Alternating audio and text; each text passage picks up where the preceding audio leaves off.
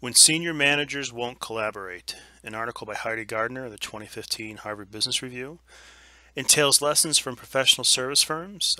Research had shown that despite the positive benefits of collaboration, which we'll go into later, it's simply not occurring. Although the author did not go into much IT-enabled solutions, we'll be reviewing her findings and then adding what IT could do to improve the issues her research shown. We build more computers to hold more information to produce more copies than ever, but have less communication, a quote from George Carlin. I know I'm kind of going out on a limb quoting Carlin in a grad study, but when you go to grad school for fun, it's easier to take some risks. Innovator or not, Carlin is not an innovator of IT, but his words are pretty appropriate, especially for the Harvard Business Review article we're doing. Carlin is by no means Nick Carr, but however, an outsider can see that it's still not being utilized properly. Well, let's look at the numbers.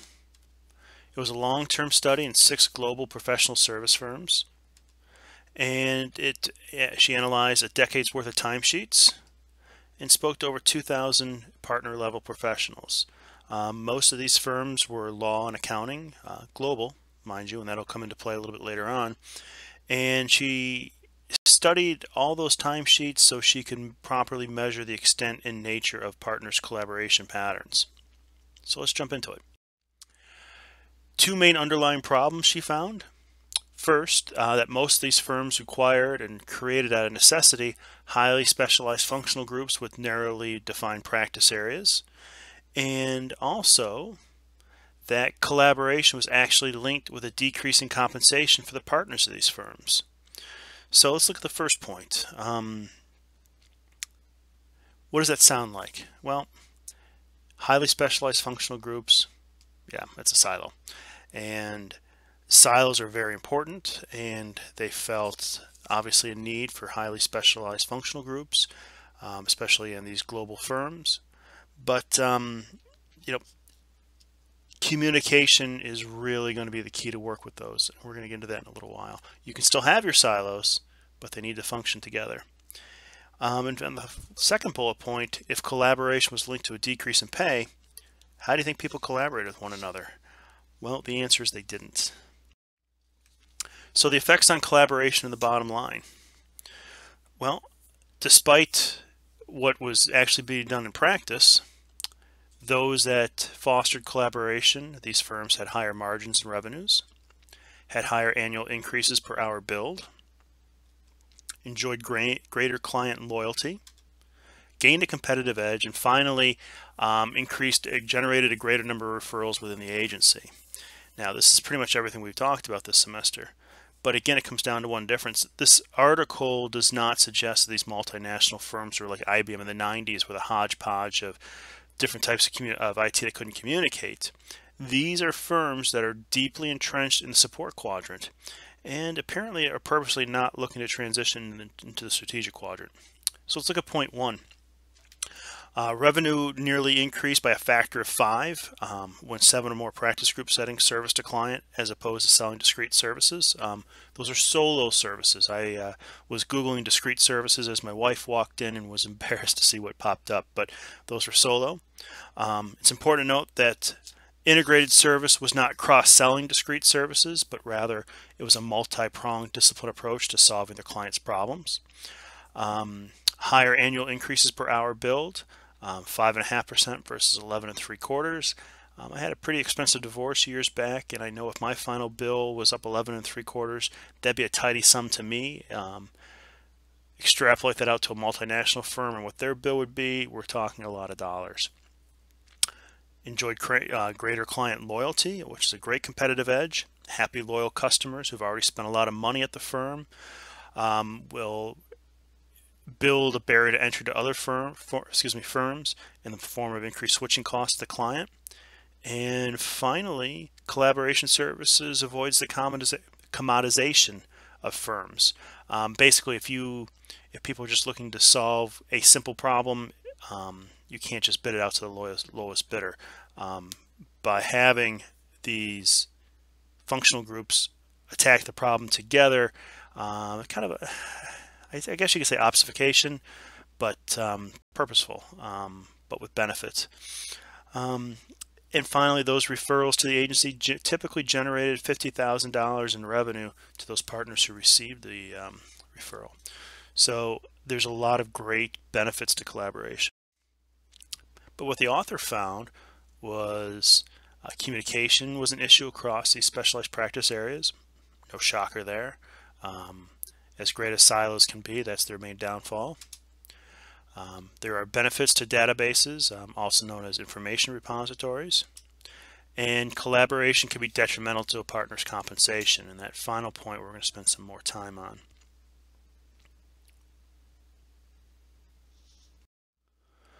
So in order to collaborate, there's some components that must be utilized for success, and these are obviously important concepts that are not to be overlooked. People. Strong communication skills are essential. Remember, we're dealing with silos here. This is an obstacle that must be overcome. These firms are highly specialized practice areas. Also, the managers within the firm must create a collaborative environment. Are they too busy focused on the rainmaker and not rewarding the team player whose contributions may be muted but are vital to the long-term growth of the firm? Basically, someone hits a home run and they're all crowding around them, and that's wonderful and great.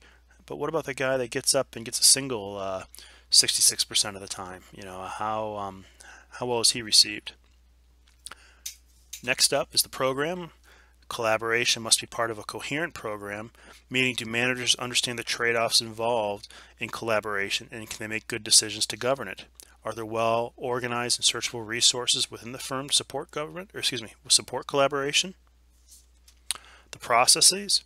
Collaboration is a dynamic tool and fluid, and therefore must be managed as such.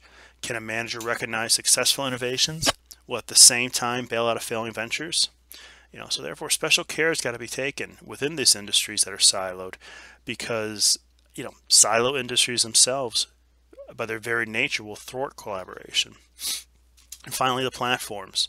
Are the tools and tech in place to promote collaboration? The consumeration of IT is more prevalent now than ever, but we're going to get into that in a little bit. So back to the author's point, lack of communication. The alpha chimp mentality. There's a really good article about compensation and management and how power-hungry bosses keep their power in the May 2015 issue of the HBR. And basically this is how many managers see everyone else as a threat and to their position. It's kind of safe to assume that in global, highly competitive law firms, it's easy to extrapolate that across these other firms that were studied. However, this does go back to a very important point that we made in successful collaboration. In the end, these are managers acting this way, and for the benefit of the organization as well as themselves, they're going to need to change how they view the people around them. And again, that's got to be a top-down method. Siloed, I don't know if I just made a word up there or not, but within the lack of communication, there's your silo, no shock. We've gone over the pros and cons of this all semester, but there is an underlying theme about many agencies across many industries, not just in this review article, but the other ones we've done. Finally, combined, we've got two powerful forces to overcome: the people within the organization and how the organization is structured. It's not impossible, but I want to talk about for a minute what I've learned this semester applying it to my own practice. Melissa and Doug, and that's not the popular children's toy company. These are the pseudonyms for my other two pharmacists that I supervise. Melissa is an expert in geriatric psychiatric patients, while Doug is an expert in CPL psychiatric patients. Melissa with the geriatrics, that's a unique thing unto itself. About 10 years ago when I took over the job, I assigned my pharmacist duties to get that further specialization because I felt that there are strong benefits to it. In geriatric psych pharm, these people generally have less plasma volume, which makes dosing of lithium or other meds more complicated. On average, after the age of 50 or so, every year you age, you lose 1% of your kidney function. So when someone's in their 70s and 80s and may have been on long-term nephrotoxic meds like lithium or there's a lot of special care and monitoring that has to go along with it. Doug with CPL. CPLs are basically patients that are there from the court system. They're court mandated to be there, and in many cases they're court mandated to receive medication over their objection, which means if you refuse the oral med, legally they can hold you down and give you an injection. Some of the issues with CPL patients are, well, that court order isn't indefinite. If you go over a day and give somebody an injection against their will, that's a civil rights violation. We've got a lot of polypharmacy with the CPL folks. That means more than one psychiatric med, sometimes 3, or I've seen 4. The monitoring and maintenance of those meds are quite difficult. So Doug is very well read and I would say an expert in CPL. Now the issue is due to my avocation, we're getting a lot of great technologies coming into our hospital. And one is Pyxis machines, where the day-to-day filling of patient-specific cassettes will be gone this winter. So while we're doing a remodel, I pushed to get Melissa and Doug office space on the units to take on more clinical roles, which is all well and good. But remember, this is a very highly siloed organization that I run. In the past, they were in a 10 by 20 room with my other pharmacists, so communication was not an issue, barring any personal issues. But now it is. And I've learned from this semester that the twist to this is in order to properly communicate and maintain the level of service we've been doing, which is to our patients, they were issued cell phones, iPads, wireless connections. There's many files on the shared drive now that they use to communicate with me, as well as in-person weekly supervision. And I think I've got a lot of the communication bases covered. And I think thanks to this class, going forward, it's going to make that transition into clinical roles for these 2 pharmacists and the managing of them for myself a lot easier. So IT-enabled solutions to the lack of communication. BYOD, bring your own device. A very effective means to improve communication and collaboration. Benefits, well, thanks to the consumerization of IT, people have better access to technology. In many cases, the tech they buy may be better than what the firm had purchased. If they're using their own stuff, the after hours usage occurs, which I used to call in my corporate days the workday extender. If I had my corporate laptop, more often than not, when there was nothing going on or if the kids were asleep or whatnot, I was on it doing work. Ease of use, if it's my laptop or my tech, I know it inside and out pretty much.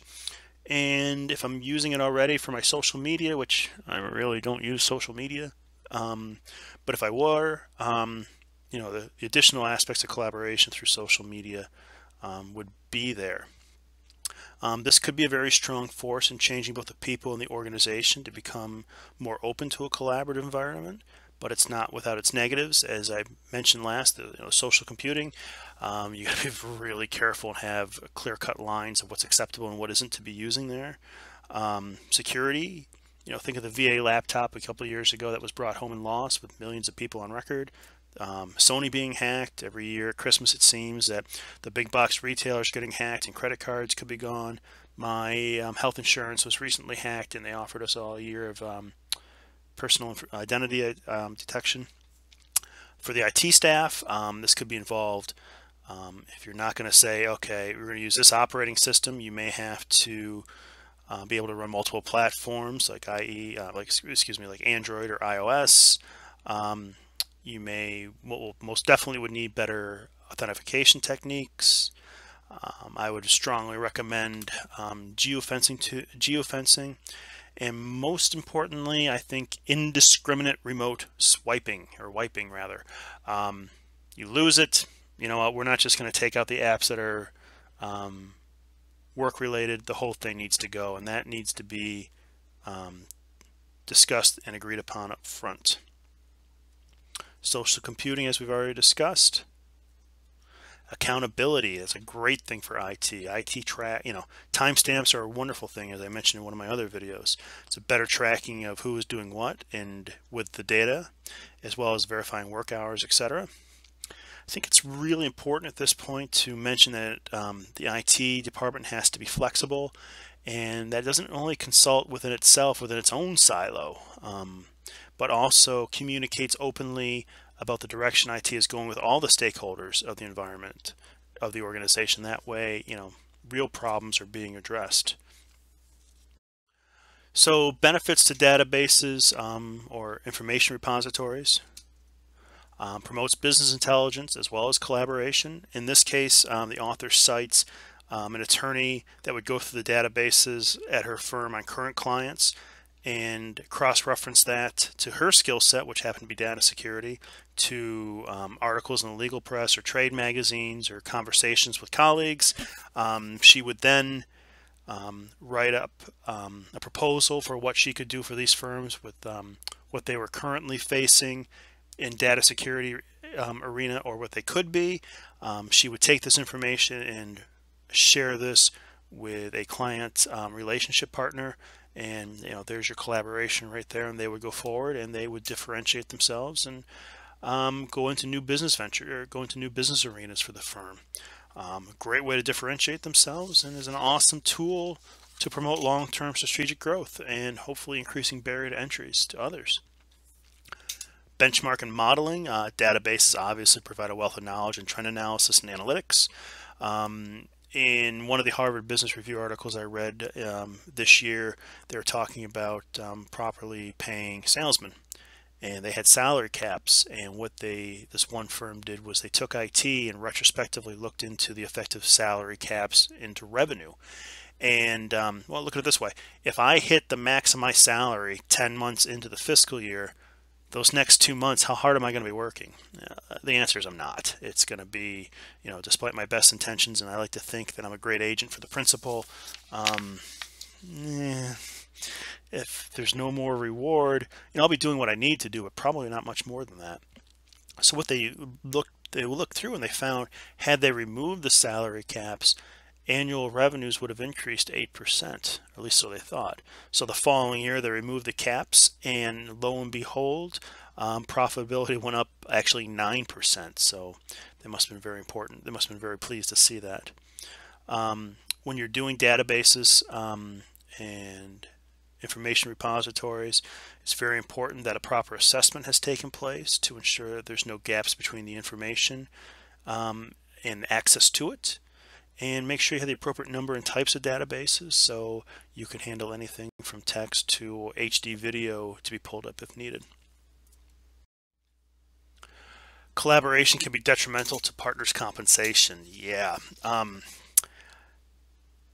Especially challenging, as this is not a matter of the firm not having the resources, but this is purposely not being done because people were losing money. And it's the quintessential poster child of the support quadrant organization. And what this means is that in that quadrant, IT is marginalized. It's looked upon as a necessary evil or line item, which is unfortunate because the research shows the added revenue stream potential is astonishing for these firms and would give them the opportunity to go through a transformational phase and end up in the strategic quadrant. Now, if you stop for a second, I wonder how many of us would be familiar with Charles Schwab had he had not transformed from support to strategic. So in essence, collaboration is a 600-pound gorilla in the room. The article does mention that time spent helping others means less revenue for the partner. A perfect example they gave, where there's one partner was mentoring junior associates. He thought he was doing what the CEO wanted him to do and thought it was beneficial to the long-term growth, which it most certainly is. But at that annual banquet, his name was not called up to be part of the $1 Million Club, which it always had been. To which he responded, "I'll never do that again." And that was the only time he wasn't recognized in that way. If someone else helps, they get a piece of the pie. Yeah. Having another associate come in to close the deal or help out, the way current compensation is set up, they get a piece of that money, and that means less for you. So you can imagine, just on that very nature, that people were not willing to collaborate just because it cost them money. And this obviously sheds light on the agency theory problems. People are obviously looking out for their own best interest, not so much the principal. In short, Collaboration in these settings were not overly accepted because it affected two very important words, and those are net income. So what can be done? Well, obviously you're going to need to re-challenge the current compensation models, in my opinion. And so how do you do that? Well, you need to measure collaboration and not competition. Measure the group's performance. Now I finally see maybe why professors have us do group projects. I kind of thought they did that so there'd be less to grade. But the theory is that based on personal performance, there'd be people out there that would promote themselves at the group's expense in order to receive a good review.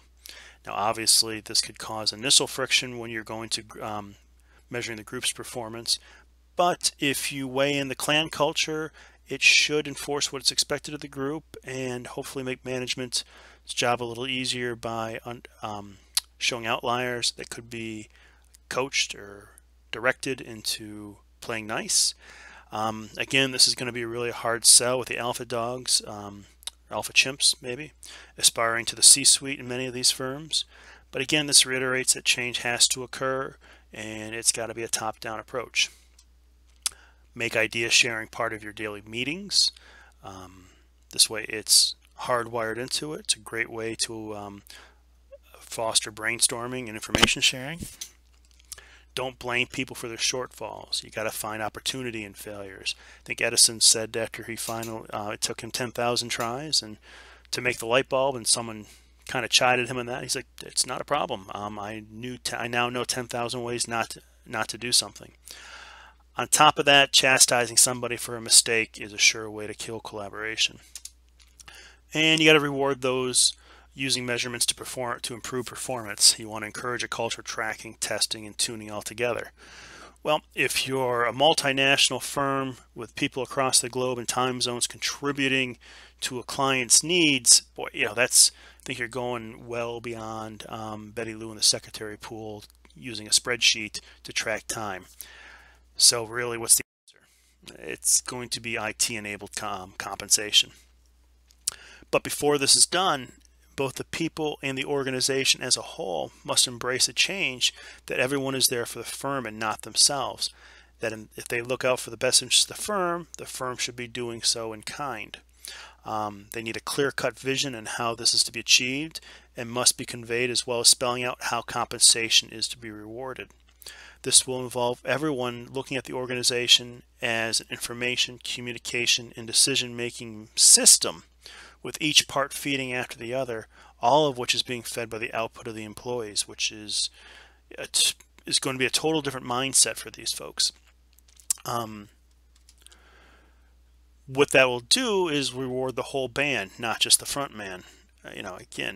Currently organizations tend to praise the rainmaker of the hour as opposed to the service partner who's typically helping out others and not doing it for themselves. Again, the guy that gets on first most of the time versus the guy that hits a home run every now and then.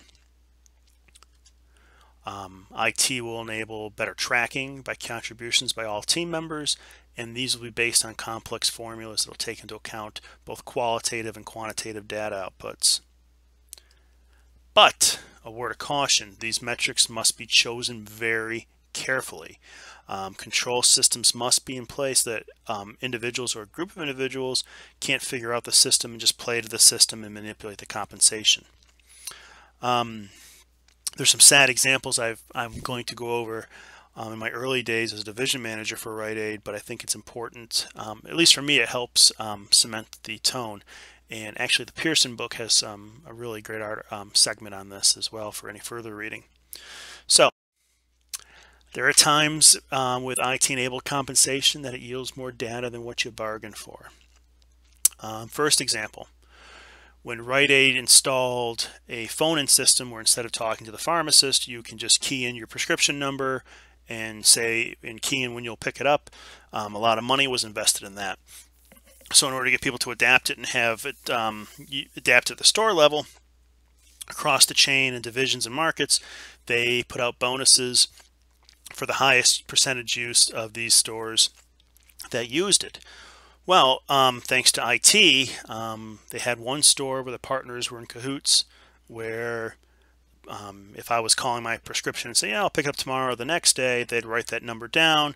They'd go home from their home phone, and they would start manipulating the system by individually calling in people's scripts from their home number. Forget about the HIPAA stuff nowadays. That really wasn't, I mean, that was a big concern, but even more so, these people were fired. This was looked upon as fraud of the bonus system. And if you're going to cheat the bonus system, how do I know you're not cheating us? And they were fired. And it was a perfect example of how you can run but you can't hide from IT. Second, script count basically boils down to how you measure the amount of prescriptions you fill on a weekly basis. It was the metric that Rite Aid used in the day, and they were offering bonus incentives for stores with the highest percent of increase. Now, this was back in the mid-90s where there were more openings than pharmacists, and pharmacists basically did whatever the hell they wanted. And there were a lot of people that were the poster children of the issues between the agent and the principal, where if they would find ways not to fill prescriptions, or if they only filled 100 a day, which is slow and even in those days standards, they did it because why work harder? I'm going to shirk the system, and I'm going to get paid whether I fill one prescription all day or 400. I might as well take it easy on myself. Well, what a lot of these stores didn't know, I don't think any of them knew, was one of the metrics I always looked at, and I'm not going to go into the reasons why, was the average cost per prescription per the stores, and they were all pretty much the same. What I found is one of my locations in Rochester, their script count shot through the roof, but the average price of prescription plummeted. So it was definitely an outlier. So I went in there and I pulled the reports in front of him, and it was just the one person doing it, thankfully. And what this person was doing was just running bogus prescriptions through for multivitamins and Motrin and Tylenol or over-the-counter cough syrup. It definitely increased the script count, but what he didn't take into account was the hidden metric that it lowered the average cost of prescription, and I had to terminate him, which was too bad. I don't like terminating people. I never did, but he really didn't leave me any choice. So the road ahead. Boy, it's going to be a long uphill battle because these are industry and professional norms, especially in the legal teams. They're going to be very hard to change. It's going to have to be a top-down approach, and it's going to be exclusively sold on the fact that based on these findings at least, that increased revenue is going to mean increased compensation. You're going to have to tear down the way people have done business or practice their profession for lifetimes. It's not going to be easy, but again, everything we went through, IT is definitely clearing the way, and IT is going to allow this to happen. This may take some generational differences. Probably a lot easier to get a millennial to do this than the 80s yuppie. That may roll things out or get the ball rolling. You get some early adapters in there, jump that chasm, and you're good to go. At any rate, none of this can be accomplished without IT, and thank you.